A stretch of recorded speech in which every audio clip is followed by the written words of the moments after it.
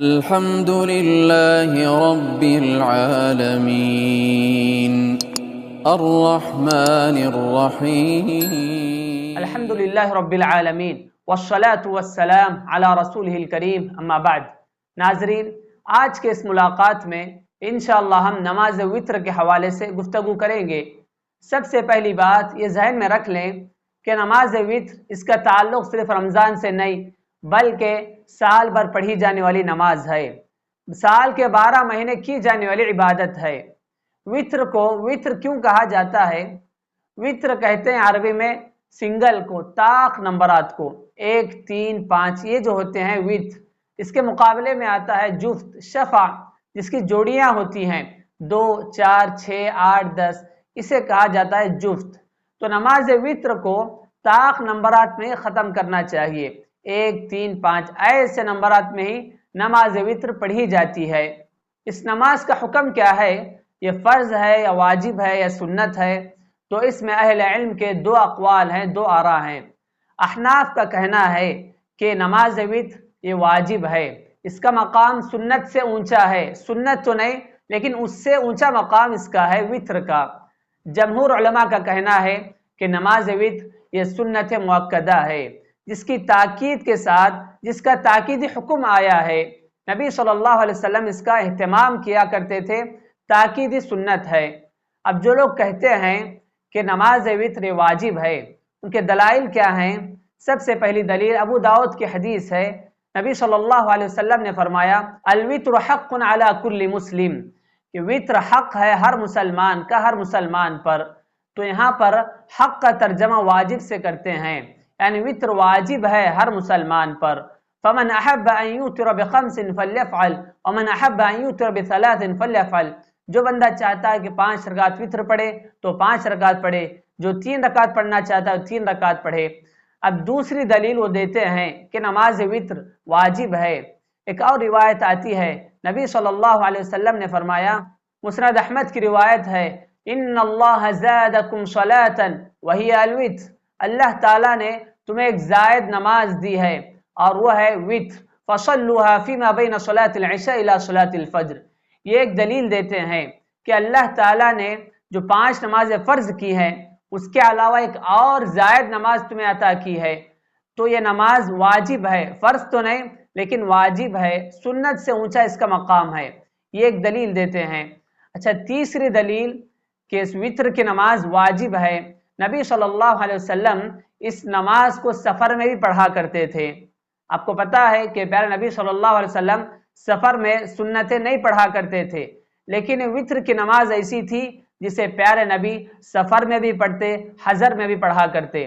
تو یہ ایک دلیل ہے کہ نماز وتر یہ واجب ہے، اگر سنت ہوتی تو پیارے نبی اسے چھوڑ دیتے، سفر میں نہیں پڑھتے۔ یہ واجبی نماز ہے، اسی لیے پیارے نبی نے اسے سفر میں بھی پڑھا ہے۔ جو لوگ کہتے ہیں کہ وتر کی نماز یہ واجب نہیں بلکہ ایک تاکیدی سنت ہے، ان کے کیا دلائل ہیں؟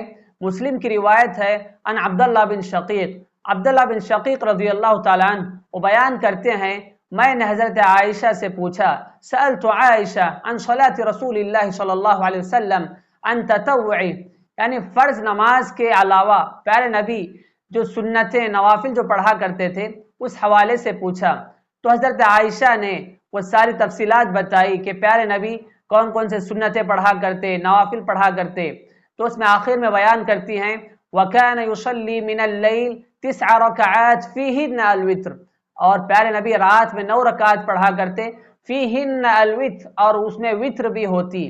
تو یہاں پر حضرت عائشہ نے وتر کا ذکر سنن و نوافل میں کیا ہے، اگر وتر کی نماز واجب ہوتی، فرض ہوتی تو حضرت عائشہ اسے سنتوں میں اس کا ذکر نہیں کرتے، سنتوں میں اس کا شمار نہیں کرتے۔ تو اس سے پتہ چلا کہ وتر کی نماز ایک تاکیدی سنت ہے، اسے ہم واجب یا فرض نہیں کہہ سکتے۔ اچھا، دوسری دلیل کہ وتر کی نماز اس سنت مؤکدہ ہے، علی بن ابی طالب رضی اللہ تعالیٰ عنہ وہ کہتے ہیں، ابو داؤد ترمذی کی حدیث میں ہے کہ نماز وتر تمہارے فرض نمازوں کی طرح نہیں ہے، نبی صلی اللہ علیہ وسلم اسے پڑھا کرتے تھے، تم بھی اسے پڑھا کرو۔ تو یہاں اس سے پتہ چلا کہ نماز وتر یہ فرض اور واجب نہیں بلکہ ایک سنت ہے۔ اب رہے ان لوگوں کے دلائل جو کہتے ہیں کہ وتر کی نماز واجب ہے، سنت سے اونچا اس کا مقام ہے۔ الوتر حق علی کل مسلم، وتر ہر مسلمان کا حق ہے، ہر مسلمان پر حق ہے۔ تو یہاں پر حق کا ترجمہ واجب سے کرتے ہیں، ضروری نہیں کہ حق کا ترجمہ واجب ہی ہو، اس کا معنی تاکید کے لیے بھی آتا ہے۔ یہ وتر کی نماز یہ سنت مؤکدہ ہے، تاکیدی سنت ہے۔ اب رہی دوسری دلیل، نبی صلی اللہ علیہ وسلم نے کہا ان اللہ زادکم صلاۃ، اللہ تعالیٰ نے تمہیں ایک زائد نماز ادا کی ہے، وہی الوتر، اور وتر کی نماز ہے۔ تو اس میں زائد کا مطلب یہ نہیں کہ واجب ہی ہو، وہ وتر کی نماز واجبی نماز ہے، ایسی بات نہیں۔ اس کا مطلب یہ بھی ہو سکتا ہے کہ اللہ تعالیٰ نے تمہیں ایک زائد نماز ادا کی ہے جس کا اجر و ثواب زیادہ ہے، زیادہ ہو سکتا ہے۔ اور تیسری دلیل جو تھی، نبی صلی اللہ علیہ وسلم وتر کی نماز کو سفر میں بھی پڑھا کرتے، حضر میں بھی پڑھا کرتے۔ حالانکہ پیارے نبی سفر میں سنتیں نہیں پڑھا کرتے، لیکن وتر کی نماز پابندی سے پیارے نبی پڑھا کرتے۔ تو یہاں پر یہ بات سمجھ لیں کہ پیارے نبی سفر میں صرف وتر ہی نہیں پڑھا کرتے، بلکہ فجر کی سنت بھی نبی صلی اللہ علیہ وسلم سفر میں پڑھا کرتے تھے، تہجد کی نماز بھی پیارے نبی سفر میں پڑھا کرتے۔ اگر وتر کی نماز کو آپ اس لیے واجب کہتے ہیں کہ پیارے نبی سے سفر میں بھی پڑھا کرتے، تو فجر کی سنت کو بھی آپ واجب کہنا چاہیے، تہجد کی نماز کو بھی واجبی نماز کہنا چاہیے۔ تو یہ کوئی مضبوط دلائل نہیں ہے کہ وتر کی نماز یہ واجب ہے۔ صحیح اور راجح بات یہی ہے کہ تاکیدی سنت ہے جس کا نبی صلی اللہ علیہ وسلم سفر میں بھی اہتمام کرتے اور حضر میں بھی اس نماز کو پڑھا کرتے تھے۔ وتر کی نماز میں دونوں طرف افراد و تفریط ہے۔ احناف اس نماز کی اتنی پابندی کرتے ہیں کہ اسے واجبی نماز سمجھتے ہیں، اور ہمارے لوگ جو کہتے ہیں کہ ایک سنت ہے، تاکیدی سنت ہے، تو وہ لوگ اس کی پابندی ہی نہیں کرتے، صرف رمضان میں پڑھ لیتے ہیں اور بقیہ مہینوں میں کبھی کبھار موقع مل گیا تو پڑھتے ہیں۔ ایسی بات نہیں، وتر کی نماز ایک تاکیدی سنت ہے۔ پیارے نبی صلی اللہ علیہ وسلم اسے سفر میں بھی پڑھا کرتے، جہاں پر پیارے نبی سنت سفر میں چھوڑ دیتے، لیکن اس کی فضیلت ہے، اسی لیے پیارے نبی اس نماز کو سفر میں پڑھا کرتے۔ اس کا ہمیں اہتمام کرنا چاہیے۔ وتر نماز کی فضیلت کیا ہے؟ تو اس حوالے سے بہت سے ضعیف روایت بھی آئی ہیں، لیکن جو صحیح حدیث ہیں، صحیح روایت ہیں، اس میں سے کیے ان اللہ وتر یحب الوتر، اللہ تعالیٰ وتر ہے، وتر کو پسند فرماتا ہے۔ فاوتروا یا اہل القرآن، اے قرآن کے حامل لوگوں جنہیں قرآن عطا کیا گیا، امت مسلمہ، تم وتر کا اہتمام کیا کرو۔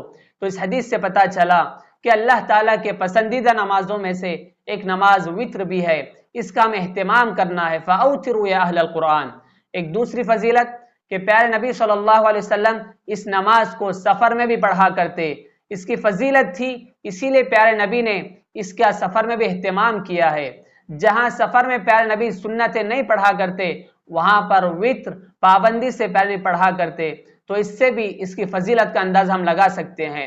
ایک اور فضیلت حضرت ابو ہریرہ رضی اللہ تعالی عنہ وہ بیان کرتے ہیں، اوصانی خلیلی صلی اللہ علیہ وسلم بثلاث صیام ثلاثة ایام من کل شہر ورکعتي الضحى وان اوتر قبل ان انام۔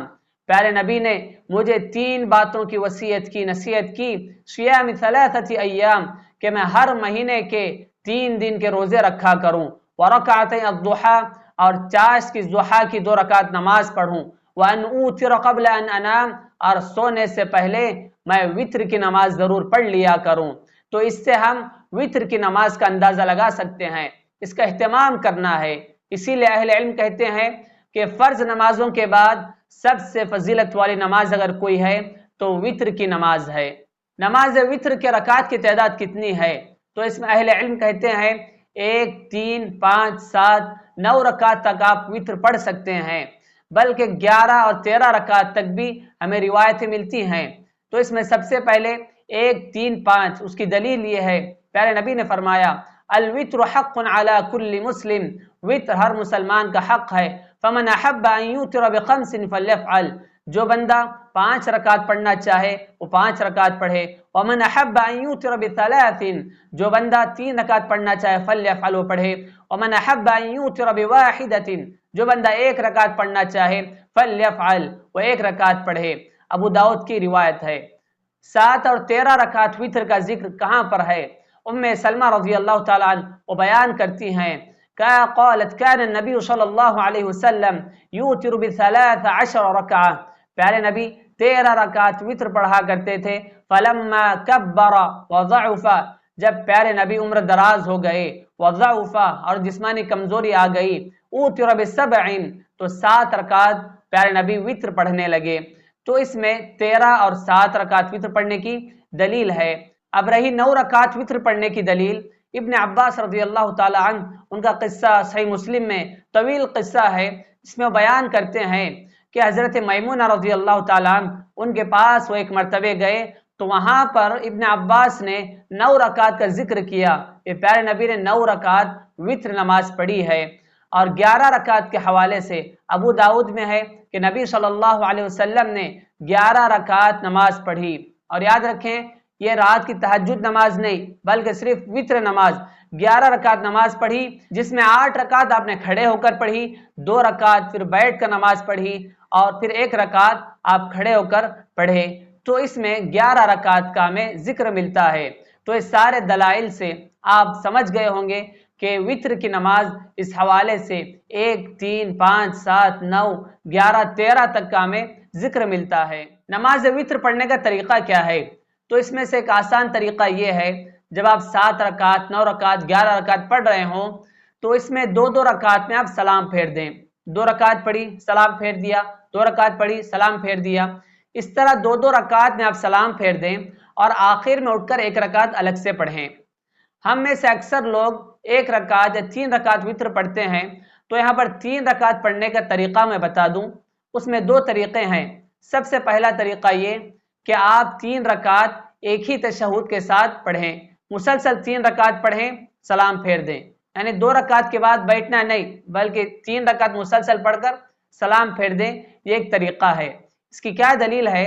دارقطنی کی روایت ہے، پیارے نبی صلی اللہ علیہ وسلم فرماتے ہیں لا توتروا ب3، 3 رکعت وتر نہ پڑھو، اوتروا ب5 او 7، 5 رکعت یا 7 رکعت پڑھو۔ اس کا یہ مطلب نہیں کہ 3 رکعت آپ نہیں پڑھ سکتے، بلکہ اسی حدیث کے آخر میں پیارے نبی نے کہا وَلَا تَشَبَّهُوا بِصَلَاةِ الْمَغْرِبِ، مغرب کی طرح 3 رکعت نماز نہ پڑھو، وتر نہ پڑھو۔ تو اس میں حافظ ابن حجر رحمۃ اللہ علیہ کہتے ہیں کہ پیارے نبی نے 3 رکعت جو پڑھنے سے منع کیا ہے وہ مغرب کی طرح پڑھنے سے منع کیا ہے۔ مغرب میں کیا ہوتا ہے؟ 2 رکعت کے بعد آپ بیٹھتے ہیں، اس کے بعد کھڑے ہو کے 1 رکعت پڑھتے ہیں، یعنی مسلسل 2 تشہد آپ کو ملتے ہیں مغرب میں۔ تو یہاں پر وتر کی نماز مغرب کی طرح نہیں پڑھنا ہے، اس سے پیارے نبی نے منع کیا ہے۔ ابھی بھی کچھ لوگ اس طرح وتر کی نماز پڑھتے ہیں، یعنی مغرب کی طرح وتر نماز پڑھتے ہیں، اس سے پیارے نبی نے منع کیا ہے۔ اب رہا دوسرا طریقہ وتر پڑھنے کا، جب آپ 3 رکعت وتر پڑھ رہے ہوں تو 2 رکعت کے بعد آپ سلام پھیر دیں، اس کے بعد 1 رکعت اٹھ کر الگ سے پڑھیں، یعنی 2 سلام کے ساتھ وتر نماز پڑھیں۔ علامہ البانی رحمۃ اللہ علیہ لکھتے ہیں کہ پیارے نبی نے جو حدیث میں منع کیا ہے وَلَا تَشَبَّهُوا بِالْمَغْرِبِ، مغرب کی طرح تم وتر کی نماز نہ پڑھو، اگر آپ اس طرح پڑھیں گے، یعنی دوسرا طریقہ جو ہے 2 رکعت کے بعد سلام پھیر دیا، پھر 1 رکعت الگ سے پڑھ لیے، تو اس میں بالکلیہ مغرب کی نماز سے دوری ہو جاتی ہے، بالکل مغرب کی نماز سے الگ ہو جاتی ہے یہ نماز۔ اور یہی طریقہ نبی صلی اللہ علیہ وسلم کا عام معمول تھا وتر پڑھنے کا۔ جب آپ کو 3 رکعت وتر پڑھنی ہوتی تو پیارے نبی 2 رکعت کے بعد سلام پھیر دیتے، اس کے بعد 1 رکعت اٹھ کر الگ سے پڑھتے۔ عبداللہ بن عمر رضی اللہ تعالیٰ عنہ وہ بیان کرتے ہیں کہ جب پیارے نبی 3 رکعت 5 رکعت وتر پڑھنا ہوتا تو 3 رکعت میں 2 رکعت کے بعد سلام پھیر دیتے، 1 رکعت اٹھ کر الگ سے پڑھتے۔ 5 رکعت پڑھنا ہوتا تو 4 رکعت ایک ساتھ پڑھ کے سلام پھیرتے، پھر 1 رکعت اٹھ کے الگ سے پڑھتے۔ تو پیارے نبی کا عام معمول یہی تھا، تو ہم بھی اس کا اہتمام کریں۔ تو یہ دونوں طریقے وتر پڑھنے کے صحیح ہیں، اس میں سے آپ کسی ایک طریقے پر نماز پڑھ سکتے ہیں۔ اور رہا جو لوگ مغرب کی طرح پڑھتے ہیں، اس سے نبی صلی اللہ علیہ وسلم نے منع کیا ہے، ہمیں اس سے بچنا چاہیے۔ اسی پر اپنی گفتگو ختم کرتا ہوں۔ دعا ہے رب العالمین سے پروردگار عالم ہم سبھی کو وتر کا پابند بنائے۔ الحمدللہ رب العالمین الرحمن الرحیم